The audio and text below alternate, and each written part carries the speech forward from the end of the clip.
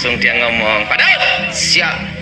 Anda diminta sama negara saat ini untuk menjaga keamanan negara. Anda diminta untuk menjaga Presiden Republik Indonesia SBY. Saya diminta untuk menjaga SBY untuk pengamanan khusus, untuk penangkal melumpuhkan ilmu hitam. Tidak terlalu lama, 2004 sampai 2014. Shalom. Saya mau tanya, siapa yang pernah mendengar kesaksian saya? Angkat tangan coba. Nah, yang belum pernah, angkat tangan coba. Nah, yang bingung, angkat tangan. Nah, saya kesaksian sebentar aja. Nah, satu kali saya diundang untuk sama Danjen Kopassus, Komandan Jenderal Kopassus. Waktu itu dia berkata sama saya, dan itu rumahnya dijaga oleh pasukan khusus baret merah. Dia tanya sama saya, padahal apakah ilmu hitam itu ada? Kalau memang ilmu hitam itu ada, buktikan keberadaan ilmu hitam itu di depan saya. Di situ saya bingung. Kalau saya tidak buktikan, dia tanya mana buktinya. Tapi kalau saya buktikan, berarti saya masih praktek ilmu hitam. Nah, di situ bingung saya. Dan apa yang terjadi? Saya doa. Kenapa? Yang ngomong ini jenderal, bukan kopral. Dan dia ngomong, mana buktinya? Jenderal bintang 2, komandan pasukan elit. Saya berdoa sama Tuhan, Tuhan, kali ini engkau perlu tolong saya. Tiba-tiba saya lihat ada suatu cahaya, syok, cepat seperti kilat. Saya doa dalam nama Yesus, langsung saya itu berubah menjadi paku terbang melayang di udara gini. Langsung jin ini berkata, apa ini Pak Daud? Itulah santet, demi nama Yesus, plek, jatuh. Langsung dia ngomong gini, siapa penyantetnya? Alamat di sini, jalan ini, pelakunya ini. Kok tahu Pak Daud? Bekas tukang santetnya. Nah, langsung dia ngomong, Pak Daud, siap. Anda diminta sama negara saat ini untuk menjaga keamanan negara. Anda diminta untuk menjaga Presiden Republik Indonesia SBY. Saya diminta untuk menjaga SBY untuk pengamanan khusus, untuk penangkal melumpuhkan ilmu hitam. Tidak terlalu lama, 2004 sampai 2014. 10 tahun saya menjaga presiden. Khusus bagian untuk penangkal ilmu hitam dan untuk penanggulangan teroris. Nah, waktu itu 10 tahun dan saya mengundurkan diri 2014. 2013 saya minta pengunduran resmi, minta sama Kasat bahwa 2014 siapapun presidennya saya tidak jaga lagi. Nah, kenapa? Saya mau kembali ke gereja. Makanya 10 tahun lebih saya tidak khotbah di tempat pendeta Samuel Gunawan. Nah, sekarang baru nongol. Nah, saya kesaksian bagaimana saya bertobat. Kalau orang belum kenal saya, mantan paranormal, dukun sakti, dikira orangnya kakek berjenggot gondrong, tidak taunya orangnya kecil tapi keren.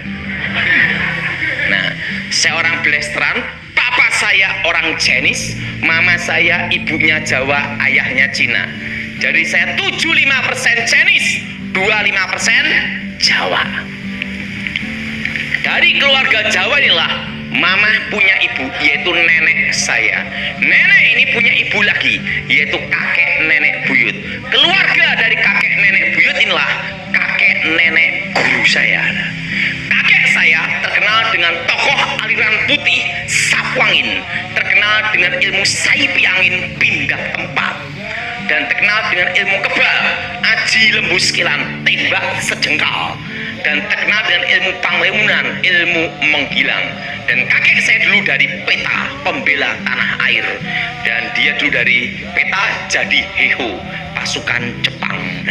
Karena dulu kan dipaksa semua untuk ikut pasukan itu. Nah, itu beliau satu letingnya Ahmad Iyani. Nah, itu kakek saya peta awal. Nah, kakek saya tokoh aliran putih, nenek saya tokoh aliran hitam. Nah, lahirlah saya abu-abu. Nah, nenek saya terkenal ilmu santetnya setan kober. Kalau dia bunuh orang, anak cucu dibunuh semua. Dan dia menguasai santet 3 benua dengan keahlian menyetop jantung.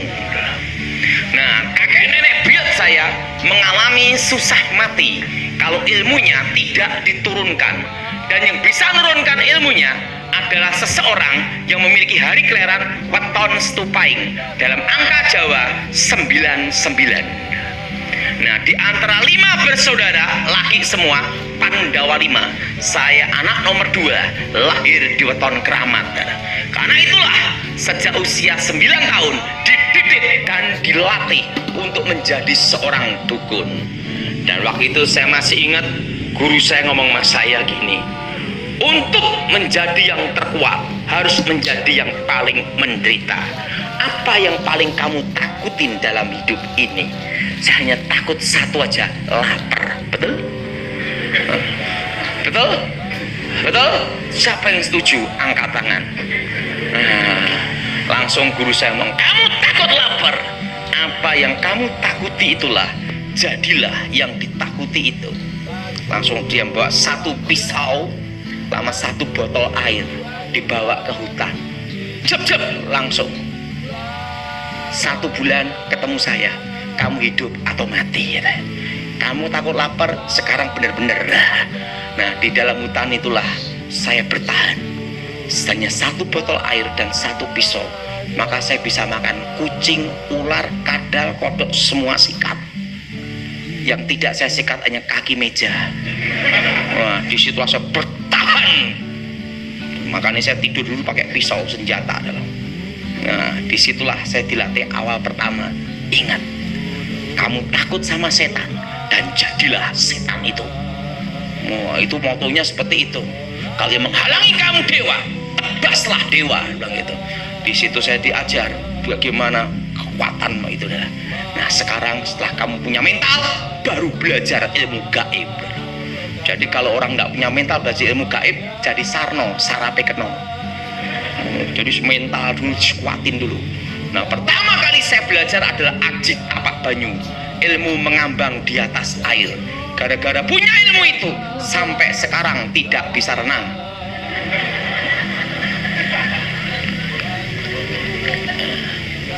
Nah, disitulah saya belajar ilmu kebal, ilmu menghilang. Nah, selama saya belum bertobat, tidak pernah bayar bis dan angkot. Setelah tobat baru bayar. Jadi setiap hari saya menggunakan ilmu itu, ting, hilang. Nah, usia 10-11 tahun dibekali 100 macam pusaka, keris, tombak, pedang, dan 6 pusaka kebal. Besi kuning, mustika delima, lulang kebelando, kitab Stambul, kul buntet, badar besi, anti tembak, anti bacok, anti cukur. Jadi semua kebal. Saya masih ingat itu, guru saya setelah saya menguasai ilmu kebal, ilmu besi kuning, rubah dan susuk jarum emas dan jarum tembaga, guru saya lupa, aduh, kamu kan belum disunat. Langsung ngomong, ya sekarang coba aja sunat, siapa tahu masih mempan. Nah, akhirnya disunat. Yang nyunat gini, yang nyunat gini, udah terlanjur kebal sempurna. Jadi rambut tidak bisa dipotong, semua tidak bisa dipotong semua, kebal semua. Guru saya ngomong, udah terlanjur gimana? Udah langsung kebal. Nah, rambut ini hanya bisa dipotong kalau bacaan selamatan, terusan baca mantra dulu baru bisa dipotong. Kalau enggak bisa, kebal rambutnya adalah. Nah, guru saya ngomong, ingat, kamu sudah menguasai kebal sempurna. Ingat, kalau kamu mati ditolak langit tolak bumi, badanmu tidak bisa kembali ke tanah karena seluruh tubuh kamu kebal segala senjata. Nah, di situ lulus SD saya dibekali ilmu aji sirep begonondo. Kalau mantra itu diucapkan, satu kampung tidur semua.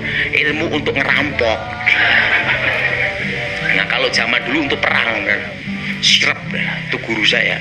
Kelas 2 SMP guru saya berkata, ada satu langkah lagi, kamu harus menguasai ilmu terakhir, ilmu pamengkang jagat tutup bumi Sapitu, membelah dunia dengan kekuatan 7 kegelapan paling gelap.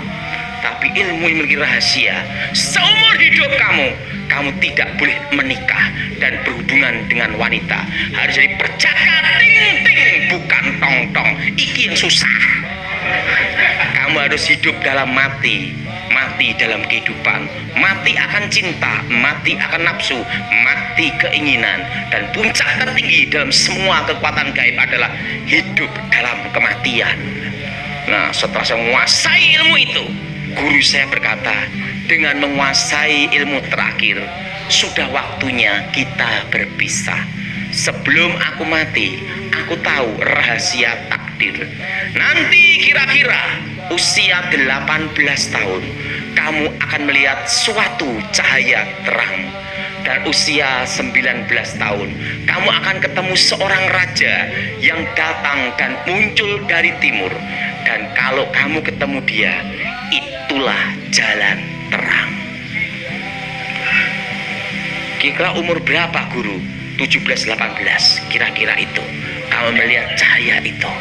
Langsung saya tanya, guru, bagaimana saya ketemunya?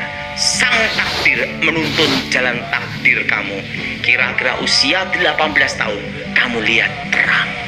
Usia 19 tahun, kamu akan ketemu seorang raja yang datang dan muncul dari timur.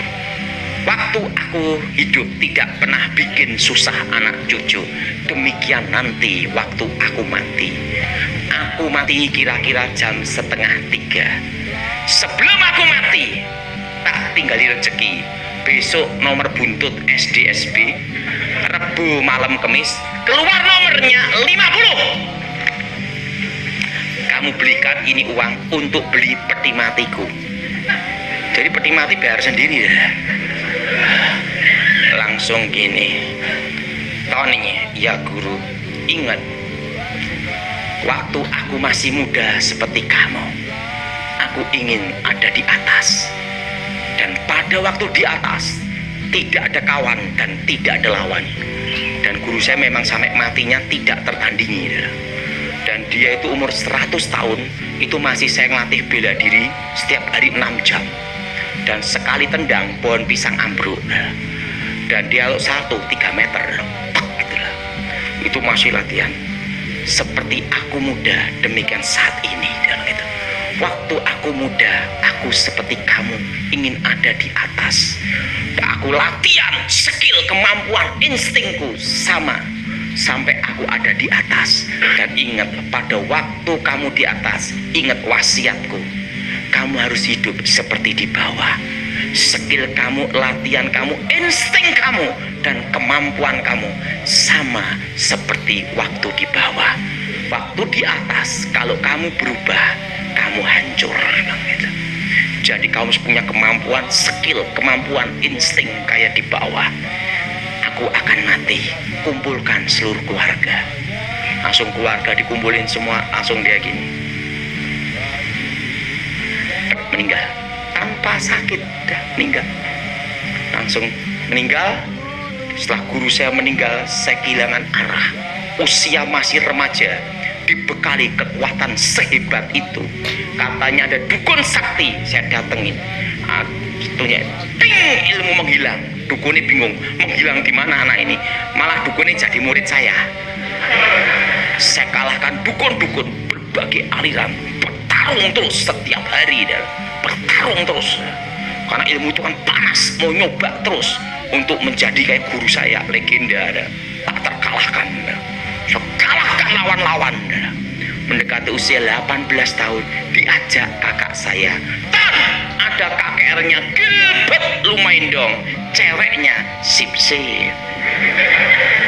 Saya ngomong, nggak bisa, tantangan saya perempuan, yang cari cewek bukan kamu tapi saya. Kamu cukup gunakan aji jaran goyang, teko gendeng mulih ngengkleng, datang sinting pulang edan. Nah, kalau kena ilmu itu susah lepas. Nah, saya ikut KKR Gilbert, duduk di belakang.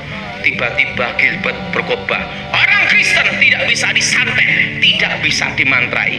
Dari belakang saya berkata, ini pendeta gemuk montok nantang orang. Saya baca mantra setan kober. Yes. Gilbert berkata, haleluya, ilmu saya kabur. Song Gilbert ngomong, siapa dukun-dukun jimat-jimat maju ke depan. Saya kan tidak bisa bahasa Inggris. Saya kira Artakol itu tempat adu ilmu. Dari belakang saya maju ke depan. Wah, langsung. Untuk apa? Daftar bertarung. Maju. Nggak taunya Artakol itu maju didoain. Saya tantang Gilbert bertarung. Kalau aku kalah ikut kamu. Kalau kamu menang, ingat, kalau aku kalah ikut kamu. Kalau kamu menang, aku ikut kamu. Tapi kalau aku menang, kamu mati. Gilbert ngomong, baiklah. Saya singkat aja. Saya bertarung sama Gilbert, ditemani berapa pendeta dia. Saya kalah mental, hilang ingatan, gila 1 tahun. Saya didoain pendeta-pendeta, bukan tambah sembuh, tambah gila.